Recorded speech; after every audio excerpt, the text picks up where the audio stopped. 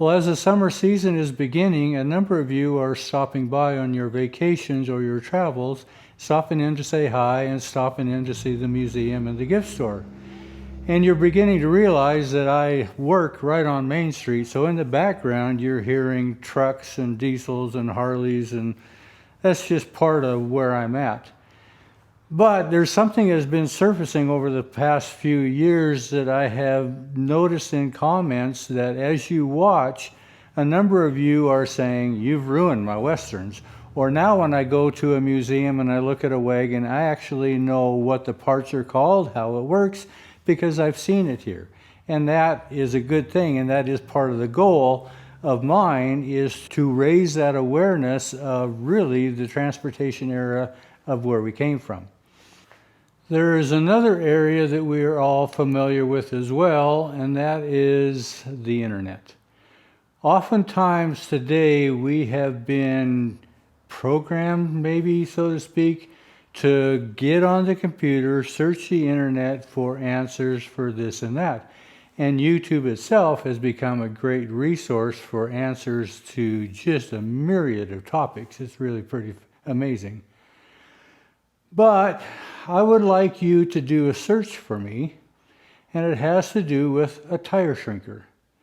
See what you can find on the internet when it comes to a tire shrinker. And then more specifically, the Scientific Edge Grip tire shrinker. See what you can find. I've done this search myself, and I didn't find anything, and I'm curious if you do as well.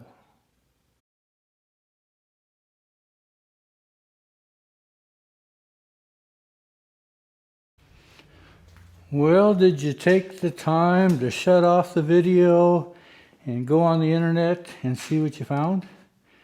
The most common thing you'll find is what I have sitting right here. This is what you find most of the time, and they're called a tire shrinker, or more accurately, they are a tire upsetter. They do actually shrink the steel tire. You heat the tire up in one section, and you can clamp it in underneath these dogs, and then this long arm here will actually upset this together, so you decrease the circumference of the tire to make it smaller than the wood. All this stuff you have seen me do before.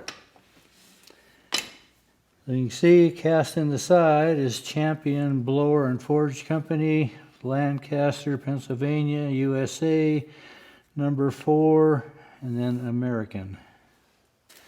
And this can do a wagon tire up to 4 inches wide.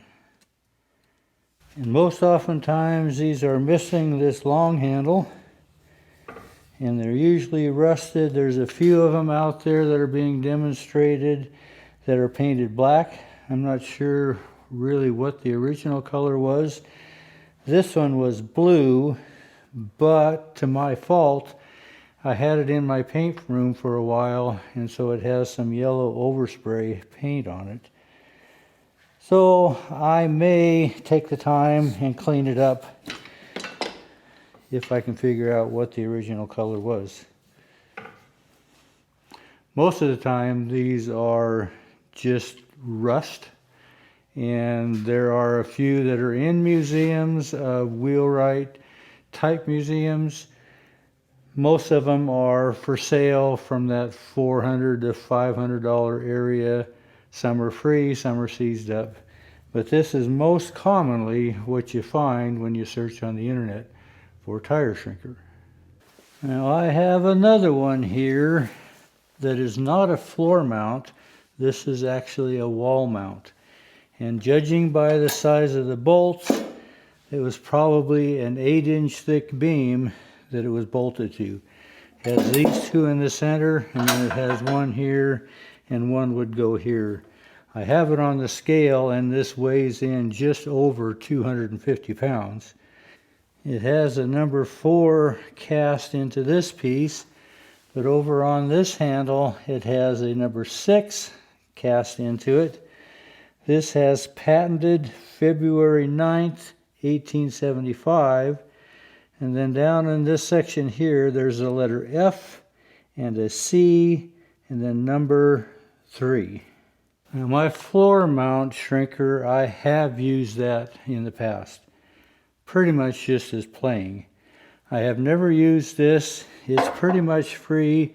These locking dogs seem to be seized up, and I may get this operable. The question is, do I have a post heavy enough to bolt this to? So I've never used this one. So when I'm building wheels like I did on the Stagecoach, I'm using new iron which I roll from flat stock. So when I do it today, I can use my chop saw and my welder and make this to an exact undersized fit. Remember that formula is 0.2% difference in circumference, that the tire is smaller than the OD of the wood. But when we are shrinking tires that are off of wheels that are loose, what I do today is I just take them off, cut them, re-weld them, and hot shrink them back on again. Well, this method of this floor mount or the wall mount tire shrinker is to take them off and size them down by upsetting and then hot shrink them back on like I do today. So I'm going to take a tire and kind of show you that process. So out of my pile of old tires, I found this 3-inch tire. Get it up here on the anvil. And say this came off a wheel that was running loose. Well, it could be the exact size of the circumference, or most likely the wood has shrunk away because most of us procrastinate and don't do it when we should. So if this was exact size, I would take 1/4 of an inch out of this diameter wheel in circumference, and it would shrink enough to make that wheel tight again. But like I say, if we procrastinate like most of us do, then this might be 3/8 of an inch. So I'll take a center punch and just mark 2 holes here, and the measurement is really arbitrary, but I've got a pair of dividers that I hang on my wall over by my wood lathe, and I'll take that divider and I will undersize that by 3/8 of an inch. And that'll tell me how much shrinkage or upsetting I have obtained in this one section. Now you can see in this tire, it comes into this area here, and then this is bulged out right here. Well, on each side of this bulge, there are some marks that go across on each side. So you can see the marks right in through here and right through here. So this tire's actually had this process done to it before, because these are the marks of the dogs that grab it, and then this is the process of upsetting that tire. So it creates kind of a knot in there compared to the rest of the original iron. So I'm going to take this and just move it aside to a new spot, and we'll do the same thing there. Well, this is one of those times that I need an extra pair of hands.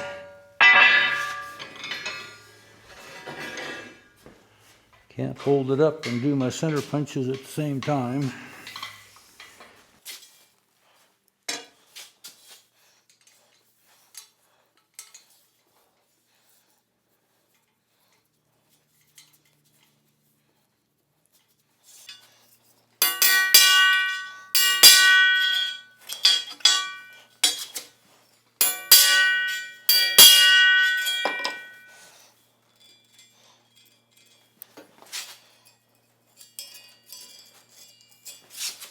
I'll just come in about 3/8 of an inch narrower.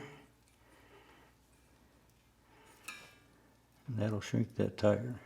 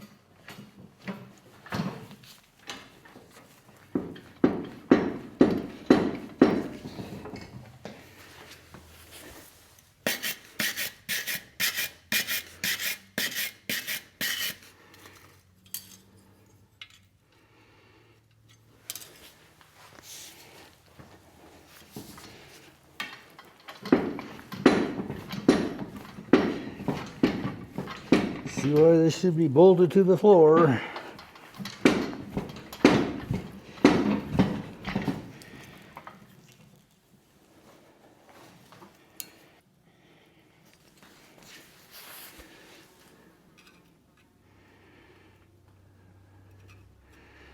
Really close right there.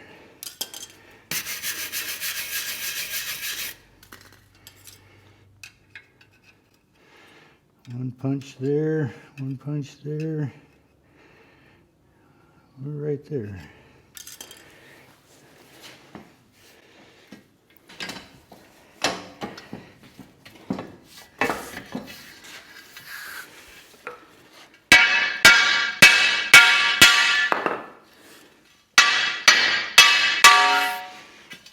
Make sure we stay round.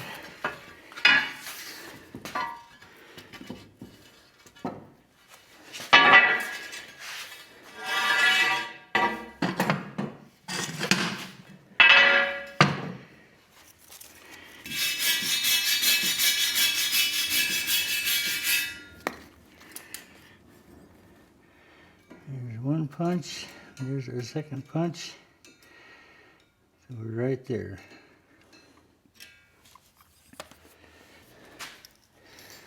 So it's really not all that difficult to process. It is pretty effective. The only thing is you have to start a fire to do this.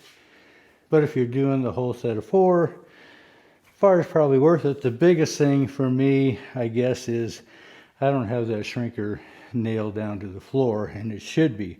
It takes a fair bit of pull to do that. So anyway, did you find out anything about the Scientific Edge Grip tire shrinker? Just kind of curious.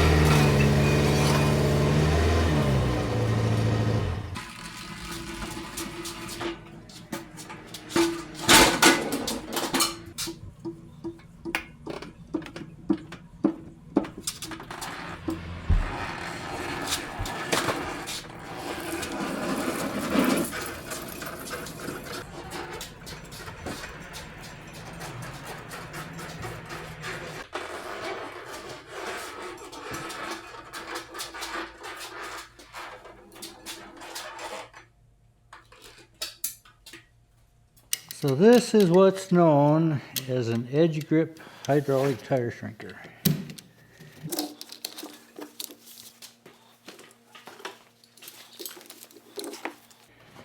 And if you have looked on the internet, like I have looked, I have not yet seen one of these show up.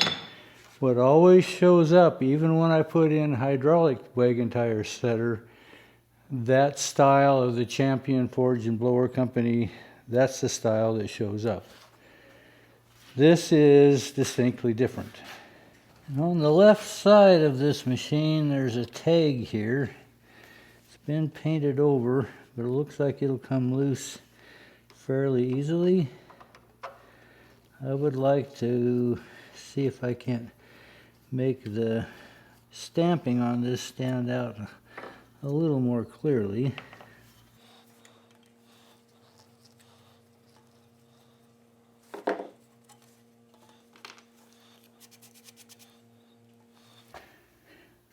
So this is the tag. And if I kind of scratch the backside, it looks like it's a brass tag.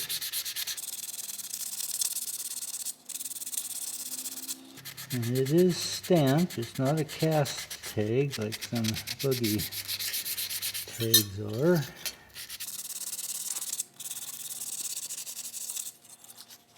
So my goal is to see if I can make this stand out. And I'm going to try to be pretty careful.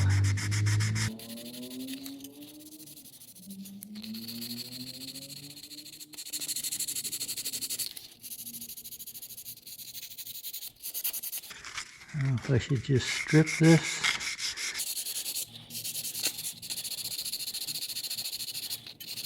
I was thinking the letters were recessed, but they're actually stamped from the back side.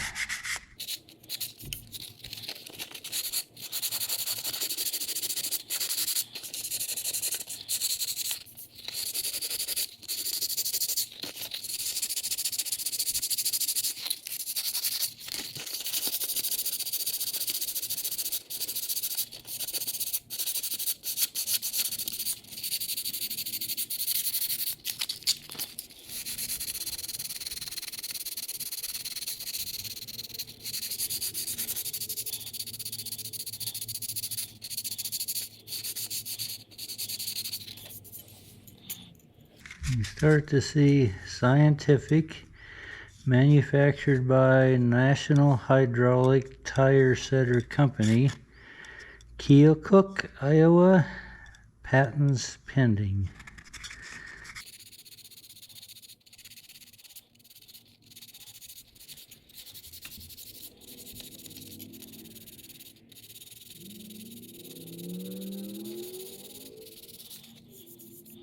I think I'm going to see if I can strip that.